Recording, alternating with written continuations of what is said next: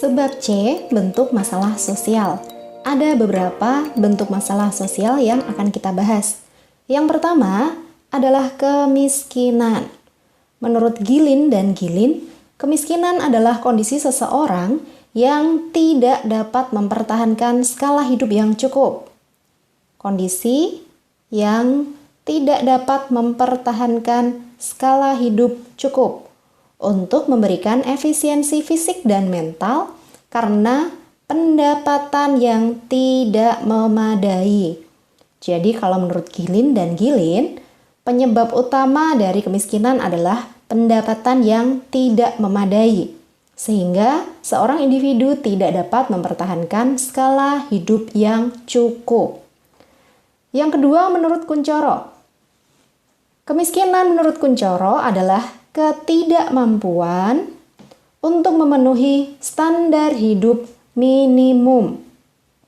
Kuncoro menyampaikan bahwa ada standar hidup minimum yang harus dipenuhi oleh seorang individu. Dan ketika individu tidak mampu untuk memenuhi standar hidup itu, maka dia dianggap miskin. Jadi kita simpulkan bahwa kemiskinan adalah kondisi seseorang yang tidak mampu memenuhi standar hidup minimum. Sama dengan apa yang disampaikan oleh Gilin dan Gilin, ada skala hidup yang cukup, sedangkan Kuncoro menyebutnya standar hidup minimum. Misalnya di Jogja upah minimumnya, UMR-nya itu sekitar 2 juta.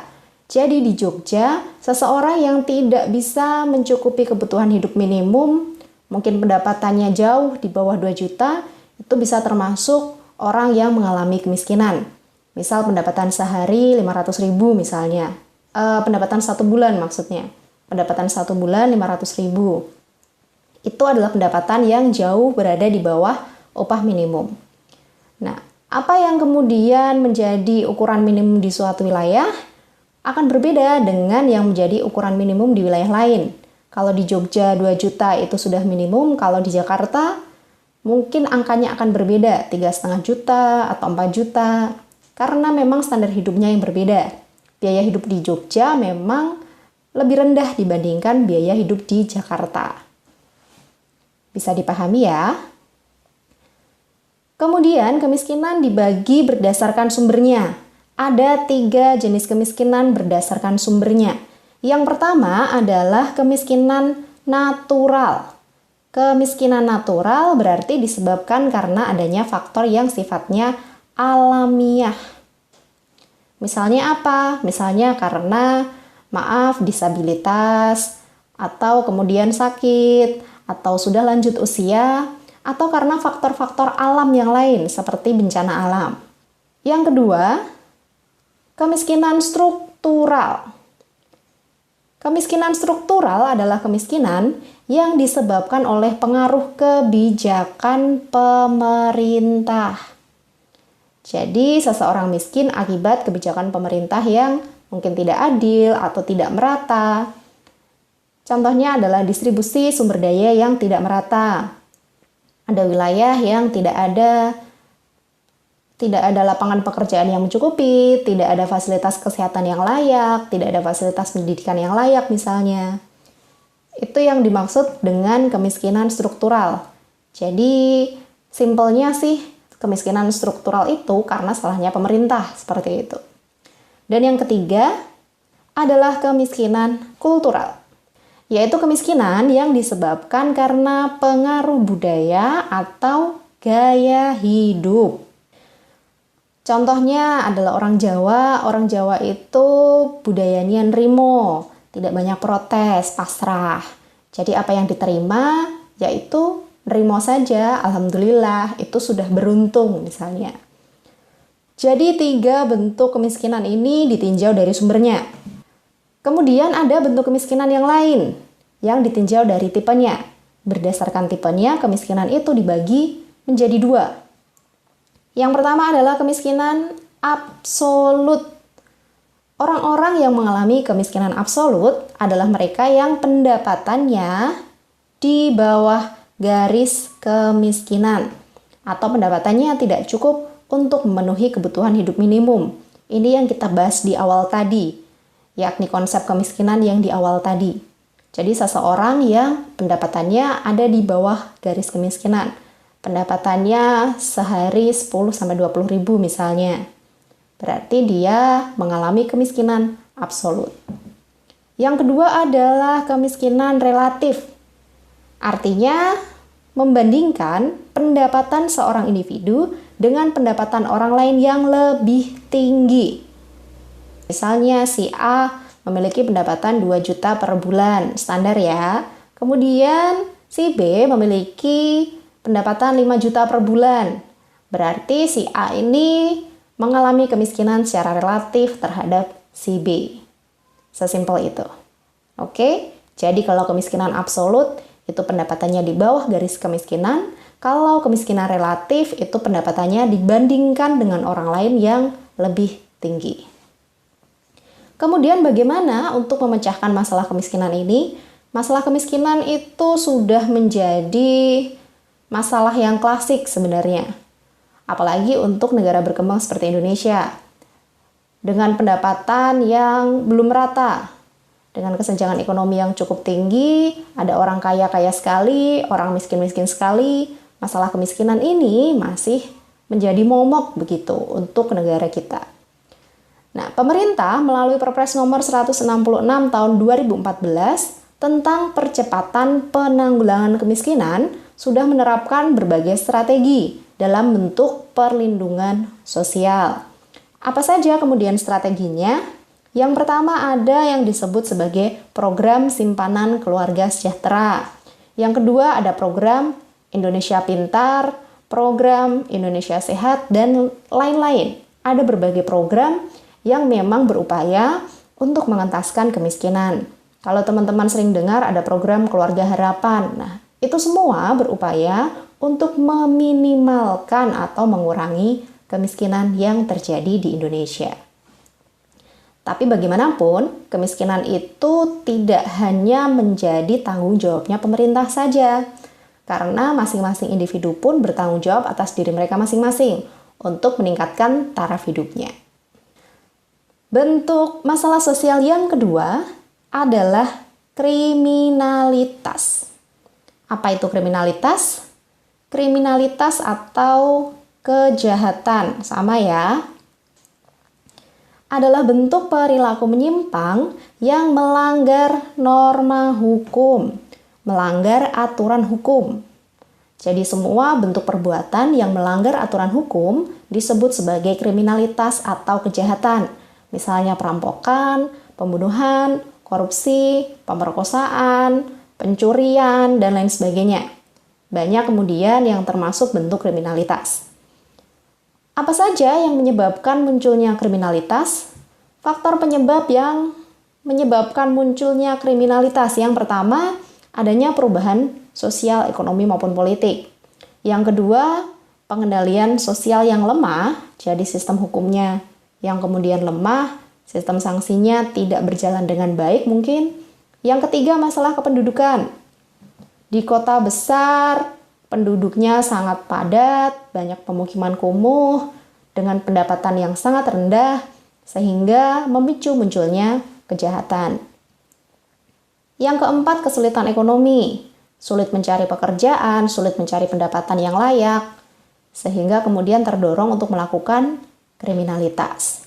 Nah, dan yang terakhir adalah pengembangan psikologis yang keliru. Mungkin untuk eksistensi. Kalau mungkin Kak Di pernah bahas tentang klitih. Klitih itu mereka biasanya terdiri dari anak-anak remaja, kemudian mereka melakukan tindakan melukai. Nah, tindakan melukai terhadap orang lain. Di jalanan, bisa random, bisa juga mungkin sudah diincar dari awal. Nah, mereka ini biasanya tergabung dalam geng-geng tertentu. Jadi untuk mendapatkan pengakuan, untuk menunjukkan eksistensinya. Kalau mereka bisa melukai orang lain, itu mereka lebih dihargai seperti itu. Ini termasuk kondisi psikologis yang berkembang secara keliru. Masalah kriminalitas itu harus ditangani secara preventif maupun secara represif. Secara represif maksudnya. Jadi harus ada upaya pencegahan dan upaya penanggulangan setelahnya.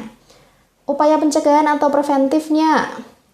Yang pertama adalah dengan penanaman ilmu agama, penguatan ilmu agama, penerapan etika, moral, dan juga pendidikan. Ini adalah hal-hal yang bisa dilakukan untuk mencegah terjadinya kejahatan atau kriminalitas. Selain itu, dilakukan juga upaya yang represif. Ketika ada kejahatan atau kriminalitas, maka upaya ini yang dilakukan. Yang pertama adalah penegakan hukum secara adil. Jadi tidak peduli kamu siapa, anaknya siapa, hukum itu harus dilaksanakan secara adil. Pemberian sanksi yang tegas sesuai dengan bentuk kejahatannya, maka harus diberikan sanksi sesuai dengan hukum yang berlaku. Dan yang ketiga adalah pengendalian sosial yang dilakukan oleh masyarakat juga.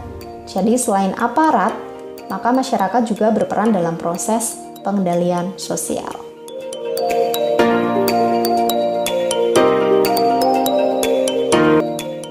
Bentuk masalah sosial yang ketiga adalah kesenjangan sosial dan ekonomi.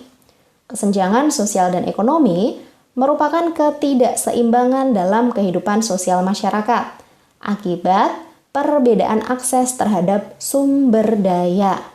Apa saja yang termasuk sumber daya? Yang pertama, pekerjaan. Yang kedua, pendidikan. Yang ketiga, ada juga fasilitas kesehatan dan lain-lain. Ini hanya salah satu contohnya. Itu termasuk sumber daya. Ketika masyarakat mengalami perbedaan akses terhadap sumber daya ini, maka kemudian muncullah kesenjangan sosial. Ada masyarakat yang tersedia banyak akses terhadap sumber daya. Misalnya orang kaya yang banyak asuransinya, tinggal pilih ketika sakit mau masuk rumah sakit yang mana misalnya. Sedangkan mungkin masyarakat miskin di pedalaman, mereka sulit untuk mengakses fasilitas kesehatan. Karena mungkin di wilayahnya memang tidak ada fasilitas kesehatan. Jangankan mau ke rumah sakit, puskesmas pun tidak ada. Adanya mungkin puskesmas pembantu. Jadi fasilitas kesehatannya cukup kecil dengan tenaga kesehatan yang mungkin cuma 1 atau 2. Dengan pengobatan yang terbatas juga. Itu sangat minim sekali. Dan itu masih banyak terjadi di berbagai wilayah pedalaman di Indonesia. Faktor penyebab kesenjangan sosial ekonomi, apa saja yang menyebabkan munculnya kesenjangan sosial dan ekonomi? Yang pertama adalah menurunnya pendapatan per kapita. Yang kedua, ketidakmerataan pembangunan. Karena pembangunan hanya fokus di Jawa mungkin, kemudian wilayah-wilayah luar itu belum tersentuh. Yang ketiga, rendahnya mobilitas sosial. Masih ingat tentang mobilitas sosial kan? Mobilitas sosial adalah perubahan status sosial. Jadi yang berubah bukan wilayah tempat tinggal, tetapi perubahan status sosialnya, yang berubah status sosialnya. Dan yang keempat adalah adanya diskriminasi terhadap golongan tertentu. Mungkin ada perbedaan perlakuan terhadap pasien BPJS, berbeda dengan yang non-BPJS misalnya. Bagaimana kemudian upaya yang dilakukan untuk memecahkan masalah kesenjangan sosial ekonomi? Pemerintah perlu melakukan berbagai hal. Banyak yang sudah dilakukan juga. Yang pertama ada pemberian subsidi dan jaminan sosial. Sebenarnya kalau teman-teman baca, gas 3 kg, gas melon itu, gas yang kecil itu diperuntukkan untuk masyarakat miskin. Jadi sebenarnya orang-orang kaya itu tidak berhak untuk mengakses gas melon yang ukuran 3 kg. Karena itu adalah gas yang murah, gas subsidi untuk masyarakat miskin. Ada tulisannya di situ. Jaminan sosial juga ada berbagai jaminan sosial untuk masyarakat miskin. Upaya-upaya ini dilakukan supaya masyarakat miskin, masyarakat yang belum bisa mengakses berbagai fasilitas atau berbagai sumber daya, bisa mencukupi kebutuhannya, sehingga kesenjangan sosial ekonomi bisa berkurang. Yang kedua kemudian pemerataan pembangunan. Sekarang sudah mulai banyak. Jalan tol sudah ada di Sumatera, di Papua juga sudah ada. Kalau zaman dulu, pembangunan infrastruktur itu kebanyakan berfokus di Pulau Jawa. Yang ketiga adalah pelatihan kewirausahaan. Sekarang juga banyak digalakkan kewirausahaan dan program UMKM. Jadi supaya masyarakat itu berdaya dan mandiri, maka banyak dilakukan program-program pelatihan kewirausahaan dan UMKM. Dari masyarakat pun bisa turut untuk berperan dalam proses pemecahan masalah kesenjangan sosial ekonomi dengan peduli dan empati terhadap warga yang kurang mampu. Mungkin dengan banyak memberikan sedekah, banyak dengan berbagi. Yang kedua, dengan peningkatan pendidikan untuk menguasai iptek. Jadi masyarakat yang mengalami keterbatasan akses pun harus berupaya untuk meningkatkan kapasitas diri supaya taraf hidupnya meningkat.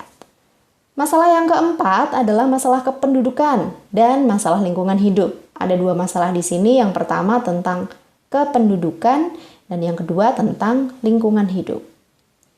Yang pertama akan kita bahas adalah masalah kependudukan atau disebut dengan demografi.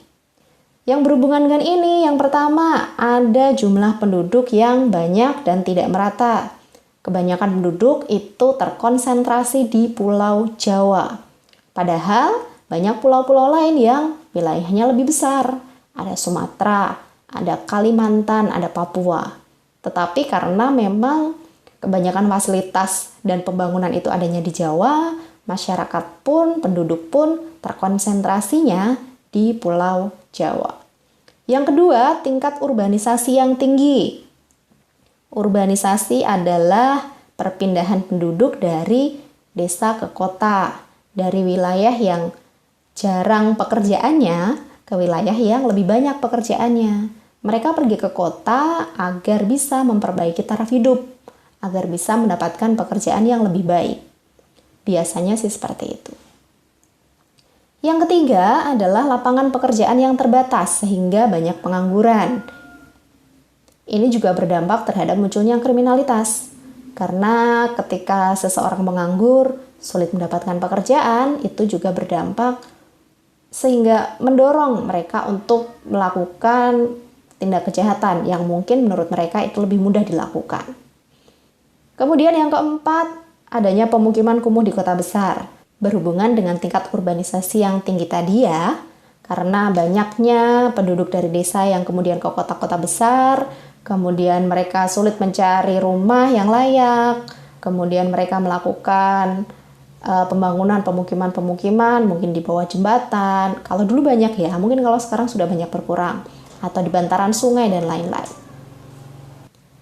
Kemudian masalah lingkungan hidup. Masalah lingkungan hidup antara lain ada penggundulan hutan, pembalakan liar, ada juga kebakaran hutan yang memang sengaja dibakar ya, sehingga menyebabkan kabut asap. Di tahun-tahun sebelumnya, sebelum adanya pandemi COVID-19 ini, banyak dulu berita kalau Indonesia itu mengekspor asap sampai ke negara lain misalnya. Karena waktu itu terjadi kekeringan cukup panjang sehingga banyak lahan yang terbakar, sehingga menyebabkan asap, dan asapnya itu sampai ke negara lain. Nah, parahnya sih seperti itu. Yang ketiga ada pencemaran tanah dan air, ada pencemaran udara juga, adanya jual beli satwa langka yang dilindungi harusnya tetapi malah diperjualbelikan. Ada juga masalah yang terkait dengan bencana alam seperti banjir, gempa bumi, tanah longsor, dan lain sebagainya. Masalah-masalah itu harus disikapi dengan tidak hanya menggantungkan diri pada pemerintah, tetapi juga masyarakat turut andil untuk turut memecahkan masalah sosial yang terjadi. Contoh soal yang ketiga, di kota-kota besar sering terjadi tindak kriminal berupa pencurian kendaraan bermotor. Tindakan tersebut bertentangan dengan norma hukum. Gejala tersebut menjadi masalah sosial di perkotaan karena A. Tuntutan kebutuhan pokok yang harganya terus naik. B. Sudah sangat meresahkan kehidupan masyarakat. C. Tekanan ekonomi dalam kebutuhan yang instan.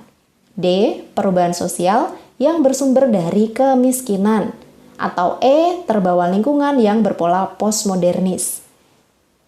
Di sini yang ditanyakan, kenapa kemudian tindak kriminal itu menjadi masalah sosial di perkotaan? kita ingat dulu konsep masalah sosial. Masalah sosial adalah gejala sosial akibat ketidaksesuaian. Apa yang tidak sesuai? Yang tidak sesuai adalah nilai di dalam masyarakat dengan realitas yang sebenarnya. Jadi ada kesenjangan atau ketidaksesuaian antara nilai dalam masyarakat dengan realitas yang sebenarnya, yang kemudian tidak diinginkan oleh sebagian besar warga masyarakat. Kenapa kemudian tidak diinginkan? Karena membahayakan atau mengganggu kestabilan masyarakat. Ini yang dimaksud dengan masalah sosial.